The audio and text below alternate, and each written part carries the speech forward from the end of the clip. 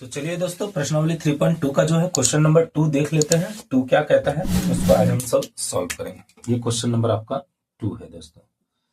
2 में भी question total जो है वो 3 है, उसमें पहला नंबर ये क्वेश्चन है। क्वेश्चन कहता है अनुपातों A1 बटे A2 कोमा B1 बटे B2 और C1 बटे C2 की तुलना कर ज्ञात कीजिए कि निम्न समीकरण युग्म द्वारा निरूपित रेखाएं एक बिंदु पर प्रतिच्छेद करती है, समानांतर है अथवा समपाती है। तो आइए, पहला इक्वेशन जो है, इक्वेशन क्या है? तो पहला इक्वेशन है 5x minus 4y plus 8 is equal to 0 और दूसरा है 7x plus 6y minus 9 is equal to 0।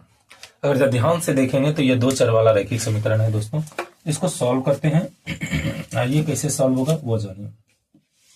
तो जब दो चर वाला रैखिक समीकरण होता है तो उसका जो मूल रूप या व्यापक रूप होता है कुछ इस प्रकार आपको दिखेगा। अच्छा, ये एक्सरसाइज हमारा 3.1 का है, 3.2 है सॉरी।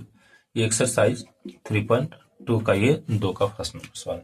जब रैखिक दो चर वाला रैखिक समीकरण की बात करते हैं तो वो इस प्रकार एक समीकरण होता है। दो चर वाला रैखिक समीकरण में a1x plus b1y plus c1 is equal to कितना हो जाता है? 0।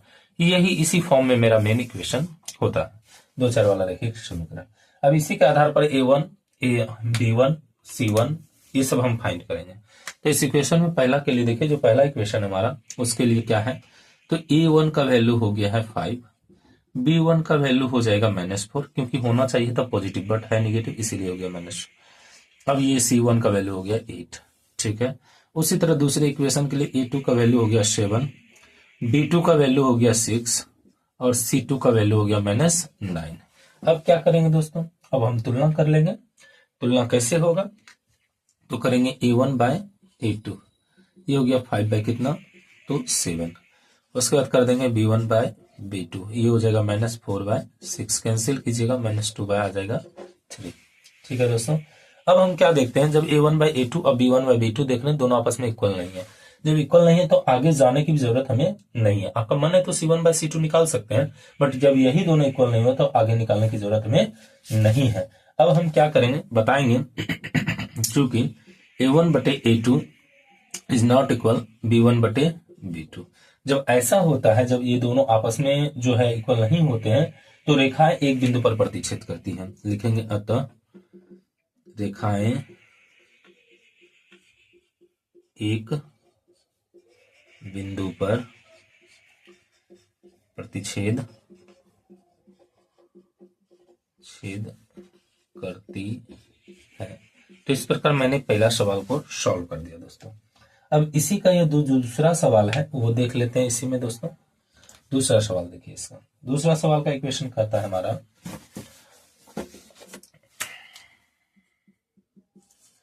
दूसरा सवाल का इक्वेशन हमारा कुछ इस प्रकार है, 9x प्लस 3y अब प्लस कितना है 12 इज इक्वल टू है 0।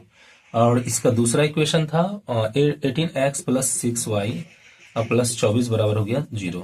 अब उसी तरह हम सारा वैल्यू फाइंड करेंगे और इसको हम सॉल्व करेंगे। आइए सबसे पहले रिप्रेजेंट कर देते हैं यहाँ पर a1 का वैल्यू क्या है।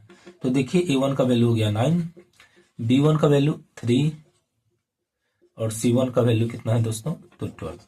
देखिए यहाँ a2 का वैल्यू हो गया 18, b2 का वैल्यू हो गया 6 और c2 का वैल्यू हो गया 24। क्लियर हो गया। अब हम तुलना कर लेते हैं। तो a1 बाय a2 करना होगा, अर्थात हो गया 9 बटे 18, तो इसका वैल्यू कितना आ गया 1 बाय 2। उसी तरह b1 बाय b2 करते हैं तो ये हो जाएगा 3 बाय कितना 6 इज इक्वल टू 1 बाय 2। एक लास्ट देखते हैं c1 बाय c2। ठीक है, एक लास्ट देख लेते हैं दोस्तों c1 बाय c2। ये क्या हो रहा है, तो ये हो जाएगा 12 बाय 24। इसका मतलब हो गया कि जब वैल्यू भी हो गया 1 बाय 2।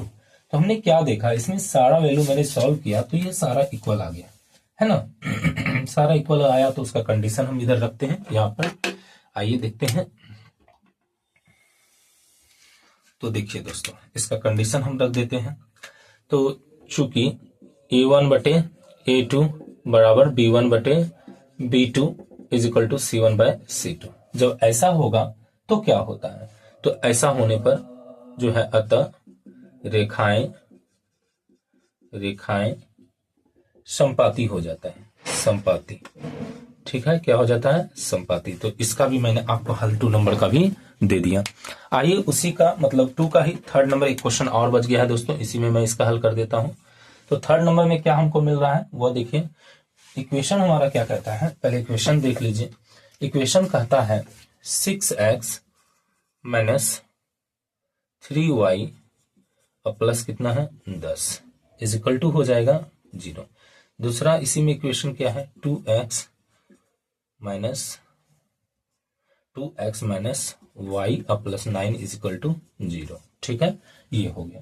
तो अब हम क्या करेंगे इसके लिए पहले a1 और a2 ये सब छांट कर निकालेंगे। तो चलिए a1 जो है वैल्यू कितना है 6, b1 का वैल्यू क्या है -3 और c1 का वैल्यू है 10। a2 का वैल्यू क्या है 2, b2 का वैल्यू क्या है -1 और c2 का वैल्यू क्या है तो 9। अब यहाँ तुलना कर लीजिए a1 by a2 is equal to 6 by कितना है 2 तो हो जाएगा 3। उसी तरह b1 बाई b2 को देख लेते हैं, तो ये हो गया -3 और बाय हो गया -1 इज इक्वल टू +3। c1 और c2 को देख लीजिए, तो ये हो जाएगा 10/9। तो हमने क्या देखा, चूंकि a1 by a2 is equal to b1 by b2 but is not equal to c1 by c2। जब ऐसा कंडीशन आ जाता है दोस्तों, जबकि एक बराबर हो एक बराबर ना हो, इसका मतलब है रेखाएं जो है समानांतर है। अतः रेखाएं समानांतर है। इस तरह हमने क्या देखा, तो रेखाएं क्या हो गया हमारा समांतर हो गया। ठीक है दोस्तों, रेखाएं हमारा क्या हो चुका है समांतर हो चुका है।